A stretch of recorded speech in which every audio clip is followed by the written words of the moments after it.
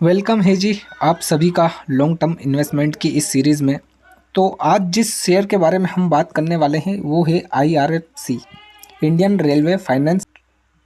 अब ये जो शेयर है भैया, इसका काम क्या है या ये जो कंपनी है इसका काम क्या है, पहले उसको समझो। इंडिया में जो रेल है, ठीक है, अपने इंडिया में जो ट्रेन का जितना भी काम है, जितना भी अगर ट्रेन को पैसा चाहिए कि भैया उनको नए डिब्बे बनवाने हैं, बोगी बनवानी है, मतलब कुछ भी पैसे का अगर 1 रुपया भी अगर चाहिए तो वो ये कंपनी प्रोवाइड करेगी। ठीक है, इंडिया में आप इतना समझ लो। ठीक है, इतना आपको समझ में आ गया। कौन प्रोवाइड करेगा भैया? वो है अपना IRFC। ये एक इकलौता एक ऐसी कंपनी है जो इंडिया में जितनी भी ट्रेन है, जितनी भी बोगी है, जितने भी इंजन है, अगर इनमें कुछ भी अगर मिस्टेक होती है, अगर इनको पैसे की ज़रूरत है तो वो ये कंपनी प्रोवाइड करेगी। ठीक है, इस कंपनी का यही है काम। अब कंपनी को समझते हैं कि भैया कंपनी का क्या सिस्टम है। ठीक है, तो कंपनी का मार्केट कैप अगर हम समझे कि कंपनी भैया कितनी बड़ी है, तो वो है 2,01,308 करोड़ रुपयों की। इतना समझ में आ गया? इतना बड़ा फंड है इस कंपनी का, इतने पैसे की ये कंपनी है। करंट प्राइस क्या चल रहा है अभी इसका? वो चल रहा है भैया 154।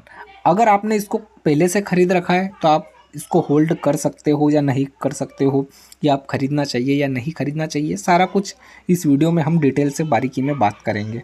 ठीक है, मैं आपको बता दूं, I am not a SEBI registration member. मैं केवल ऐसे ही एजुकेशन पर्पस के हिसाब से आपको इस वीडियो के माध्यम से बता रहा हूँ। ठीक है, हाई अगर हम देखें इस कंपनी के शेयर का, तो हाई है 229 रुपये का। ठीक है, डिविडेंड हर ईयर ये अपने क्लाइंट को, शेयर होल्डर्स को प्रोवाइड करवाती है। ठीक है, 0.96% आप देख सकते हो। फेस वैल्यू बढ़िया है भैया, 10 की है।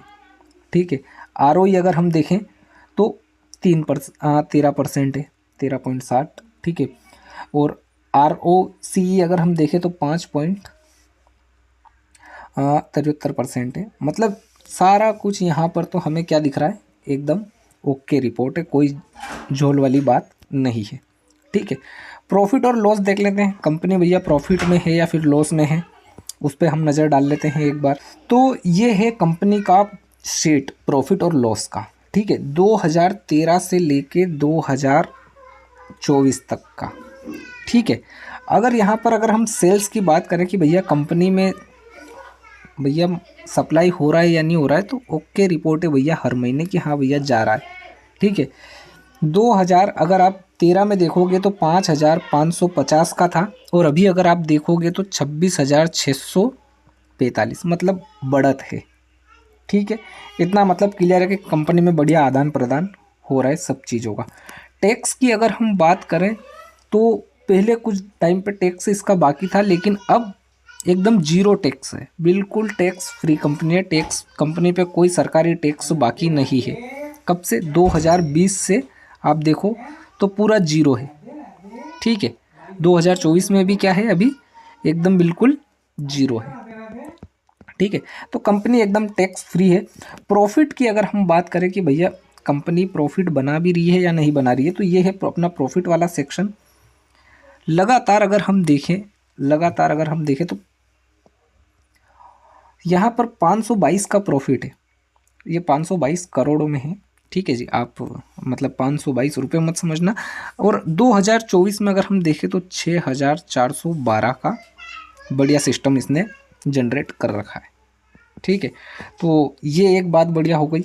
अब हम बात कर लेते हैं बैलेंस शीट की कि भैया बैलेंस शीट पे भी एक नज़र डाल लेते हैं कंपनी की। तो ये है कंपनी की बैलेंस शीट। अगर हम यहाँ पर लाइबिलिटी की बात करें तो लाइबिलिटी बहुत अच्छी लेके घूम रही है कंपनी। ये देखो 2015 में कंपनी के पास 87,647 करोड़ की लाइबिलिटी थी, और आज की तारीख में 2024 में भैया 4,94,348 की लाइबिलिटी मौजूद है। मतलब कंपनी बहुत ज़्यादा स्ट्रॉन्ग है, आप ये मान के चलिए।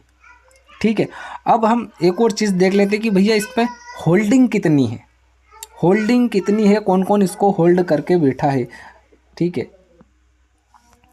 तो ये है अपना शेयर होल्डिंग का ग्राफ। इसमें अगर आप देखोगे तो प्रमोटर्स के पास 2021 से ही 86% की होल्डिंग चल रही है और ये 2024 तक भी बरकरार है। अभी तक प्रमोटर्स ने कुछ भी हरकत नहीं करी है, प्रमोटर्स जैसे थे वैसे के वैसे ही हैं। एफआईआई की अगर हम बात करें तो 2021 में एफआईआई इसमें थे 1.44% और अभी करंट में अगर हम देखें तो 1.09% एफआईआई है। ठीक है, डीआईआई पहले इसमें 4% की भागीदारी थी और अभी 1% पे है। ठीक है, और पब्लिक के पास अगर हम देखें तो पब्लिक इसके अंदर अभी करंट में 11% की होल्डिंग लेके बैठी। अपने जैसे जो रिटेलर्स है वो पब्लिक है। ठीक है, 11% उनके पास है। बाकी जो प्रमोटर्स है उनके पास सबसे ज़्यादा होल्डिंग है। ठीक है, और एफआईआई भी है, डीआईआई भी है। सबसे मेन चीज़ है कि भैया प्रमोटर्स के पास है या नहीं है, प्रमोटर इसके होल्ड करके बैठे हैं या नहीं बैठे हैं। ऐसा तो नहीं कि प्रमोटर शेयर होल्ड करके बैठे नहीं है, केवल पब्लिक का ही लगा हुआ है। अगर पब्लिक का ही है तो समझ लो यार भैया कंपनी कुछ ना कुछ झोल में है। ठीक है, अगर प्रमोटर्स भी अगर शेयर लेके बैठे तो समझ जाओ कि भैया कंपनी स्ट्रॉन्ग है, प्रमोटर्स भी होल्ड करके बैठे। अब हम चार्ट पे एनालिसिस कर लेते हैं इसके चार्ट पे कि इसका चार्ट क्या बोल रहा है हमें। ठीक है, तो अभी सारा कुछ फंडामेंटल हमने देखा इस कंपनी का। कंपनी अभी करंट में कहाँ चल रही है भैया, कंपनी आप देख सकते हो 154 पे ट्रेड कर रही है। ठीक है, इतनी बड़ी कंपनी है ये कंपनी दम रखती है आने वाले टाइम पे 1500 भी जाने का और 1500 से 15,000 भी जाने का, ये मेरा मानना है। ठीक है, ये मेरा मानना है। आप क्या मानते हो कमेंट सेक्शन में ज़रूर बताइएगा। बाकी अभी करंट में अगर हम देखें तो कंपनी अपने जो फिबोनाची है उसके हिसाब से अगर हम देखें तो 0.6 के लेवल के पास आके एक बढ़िया सा यहाँ से रिजेक्शन लिया है अपसाइड का।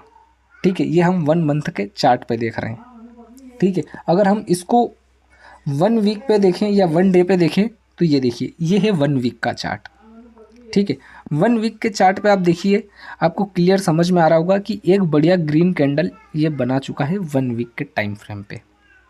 ठीक है, यहाँ से इसका जो है प्राइस रिवर्स होने के फुल चांस है कि यहाँ से इसमें एक अप मूव आना चाहिए जिस लेवल पे अभी ये खड़ा है। मैं ऐसा क्यों बोल रहा हूँ, देखो मैं आपको सारी चीज़ें एकदम बारीकी से समझा देता हूँ ताकि आपको समझ में आ जाए आसानी से। मेरा काम बिल्कुल सिंपल तरीके से समझाने का है।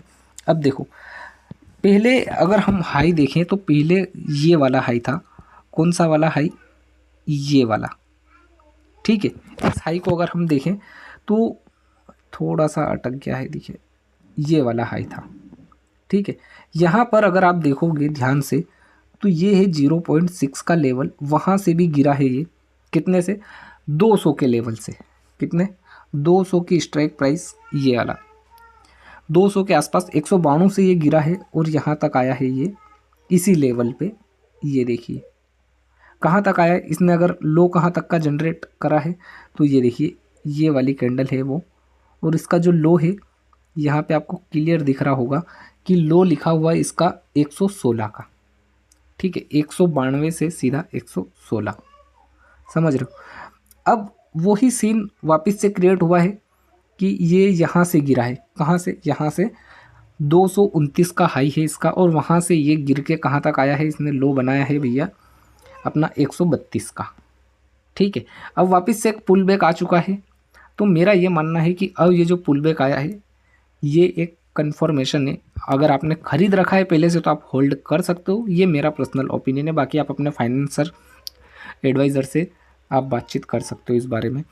और अगर आपने नहीं ख़रीदा है तो अभी आप ये ख़रीदने का एक मौका है।